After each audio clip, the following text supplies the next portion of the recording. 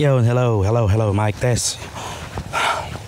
Yan, discuss ko lamang yung nagparehistro ako noong October. Actually, pang May pa dapat to, so may penalty ako 120 sa LTO. Ngayon, discuss ko lamang. Sa una kong ginawa ay nagpunta ako sa Cebuana. Kumuha ako ng insurance, 300.4 yata yan. Hindi ko tanda.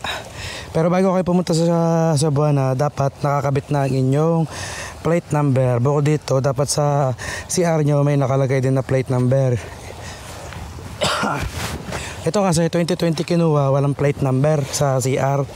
Ay hindi daw nila kinay-cater yung gano'n, sabi ng taga Cebuana. Pero napakiusapan ko naman, sabi ko yung mga 2020 wala talagang nakalagay na CR.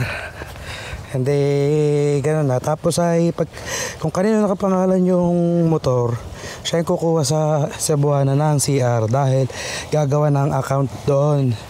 After ko doon, pumunta ako sa satellite office ng Balayan LTO sa may Lemery. At doon ako nagpa-MBIS.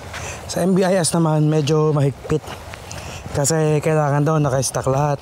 Kailangan doon standard lahat. Halimbawa, itong tunog, kahit aftermarket, basta yung tunog ay pasok sa standard, yung lakas. Bukod sa lakas nito, yung busina din. Kung kayo naka-dual horn, ibalik nyo muna sa single.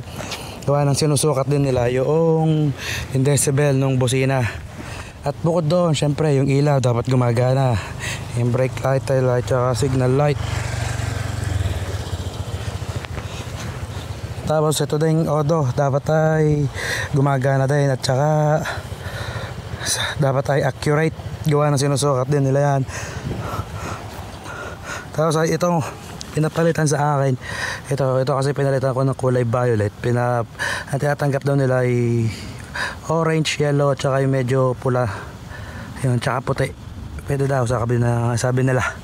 Tapos yung kulay, yan din, binayaran ko sa MBIS ay 560. Tapos yung sa LTO, yung mga normal na binabayaran sa LTO, lalagay ko na lamang sa screen. Hindi ko kasi tanda yung mga binabayaran doon. Tapos ito, sukat nitong side mirror.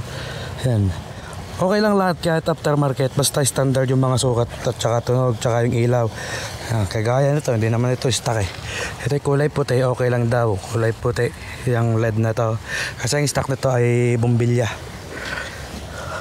Tapos ay yun lamang, yung mga typical na check nila, yung mga yung hinuhuli ng LTO, hindi daw nila kinay-cater kapag yung mga hindi standard, gawa ng mahuhuli pa rin daw naman sa daan at sayang lamang binayad.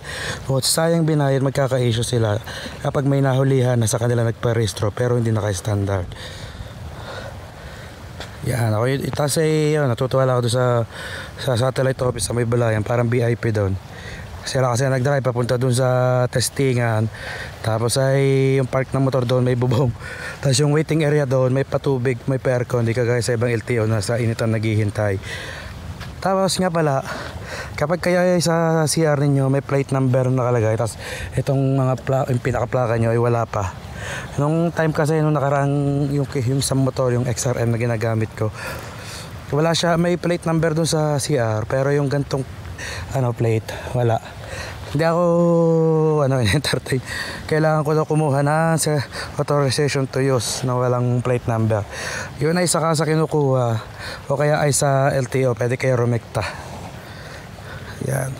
Pero yun ay nung nakaraang April, di ko lang alam kung binago na ang patakaran niya yun. And yan.